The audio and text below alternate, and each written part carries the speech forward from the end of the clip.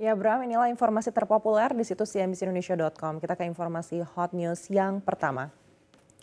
Kebakaran dahsyat melanda Hotel Grand Kartal di Resort Ski Kartalkaya, Turki pada Selasa dini hari 21 Januari waktu setempat. Insiden ini menewaskan setidaknya 76 orang dan melukai 51 lainnya di tengah musim puncak liburan musim dingin.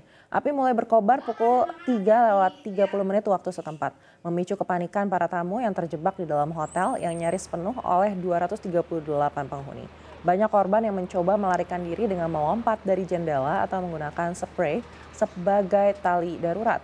Menteri Dalam Negeri Turki Ali Yerlikaya mengonfirmasi 52 korban telah berhasil diidentifikasi.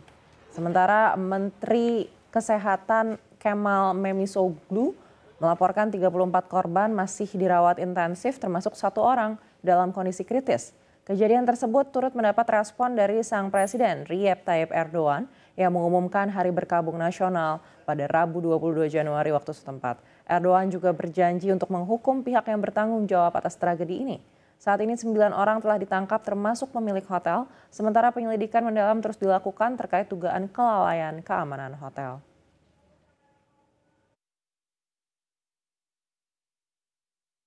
Maalesef vefat eden canımız 76. Mekanları cennet olsun. Şu ana kadar da 45 vefat eden vatandaşımızın naaşları ailelerine teslim edildi. Diğerleriyle ilgili kimlik tespit çalışmalarını yapamadık. Bununla ilgili Adli Tıp Kurumu'nda kimlik tespit çalışmaları, DNA tespit çalışmaları yapılıyor. Bunlarla da ilgili çalışmalar süratle tamamlandıktan sonra ailelerine teslim edilecek. Kita beralih ke informasi hot news selanjutnya. Donald Trump langsung membuat gebrakan di hari pertama menjabat kembali sebagai Presiden Amerika Serikat. Trump resmi menarik Amerika Serikat keluar dari Organisasi Kesehatan Dunia atau WHO. Melalui pernyataan resmi Gedung Putih, Trump menyebut penarikan ini dipicu oleh ketidakpuasan atas kinerja WHO dalam menangani pandemi COVID-19 di 2020 yang bermula dari Wuhan, Tiongkok. Selain itu, Trump menyoroti ketidakadilan kontribusi finansial antara negara anggota. Ia mengkritik China yang dinilai memiliki peran kecil, sementara Amerika Serikat menanggung sebagian besar beban finansial organisasi tersebut. Langkah ini mengulang keputusan serupa yang pernah dibuat pada 2020, namun dicabut di era Joe Biden. Kini dengan tegas Trump memutuskan mencabut kembali pemberitahuan tersebut dan menarik Amerika Serikat secara penuh dari WHO. Menanggapi rencana Trump, baik Jerman ataupun juru bicara WHO turun tangan berupaya melobi Trump untuk tidak meninggalkan WHO. Menteri Kesehatan Jerman Karl Lauterbach mengatakan bahwa keluarnya Amerika Serikat dari WHO memiliki dampak yang besar bagi infrastruktur kesehatan global. Adapun salah satu yang terancam atas keluarnya Amerika Serikat ialah sumbangan dana. AS menyumbang sekitar 18% pendanaan untuk WHO.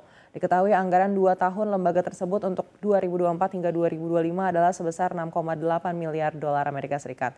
Tak hanya itu, Amerika Serikat merupakan penyandang dana utama dalam perang melawan HIV. Sebagian besar berasal dari PEPFAR, rencana darurat Presiden Amerika Serikat untuk penanggulangan AIDS.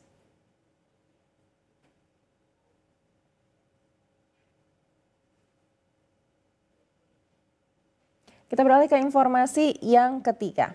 Sayap militer Hamas, Izzuddin Al-Qassam akhirnya buka suara terkait kesepakatan gencatan senjata dengan Israel yang mulai berlaku minggu lalu. Dalam video yang dirilis Selasa 21 Januari lalu, juru bicara Hamas Abu Ubaidah mengapresiasi dukungan finansial dan moral dari berbagai negara Islam termasuk Indonesia. Ubaidah menyatakan dukungan datang dari berbagai negara, dari Teluk Arab, Afrika Utara hingga Asia Tenggara seperti Jakarta. Kesepakatan gencatan senjata akan berlangsung dalam 3 tahap selama 42 hari. Pada tahap pertama, sebanyak 33 sandera Israel yang ditahan Hamas di Gaza akan dibebaskan, termasuk perempuan, anak-anak, dan warga sipil yang sakit. Sebagai gantinya, ratusan tahanan Palestina di Israel akan dilepaskan.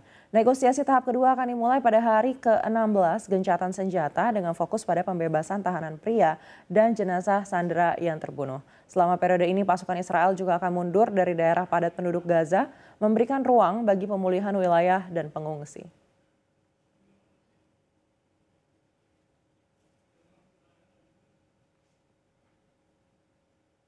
Dan informasi hot news selanjutnya berasal dari dalam negeri. Kepala BMKG Dwi Korita Karnawati memberikan notifikasi terkait tren peningkatan gempa bumi di Indonesia. Ia menjelaskan Indonesia kini menghadapi ancaman gempa dangkal dan potensi megatrust yang signifikan termasuk di zona selatan Banten dan Selat Sunda. Dwi Korita memaparkan data aktivitas gempa yang terus meningkat.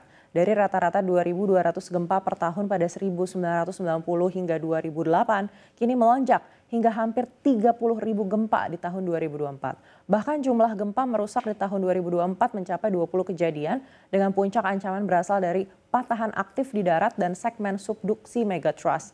BMKG telah mengambil langkah mitigasi dengan menambah jumlah seismograf menjadi 550 unit dan menyusun skenario model guncangan gempa serta tsunami dengan ketinggian mencapai 20 meter di wilayah Selat Sunda. Model ini telah diserahkan kepada pemerintah daerah dan pihak terkait untuk mendukung kesiapsiagaan bencana.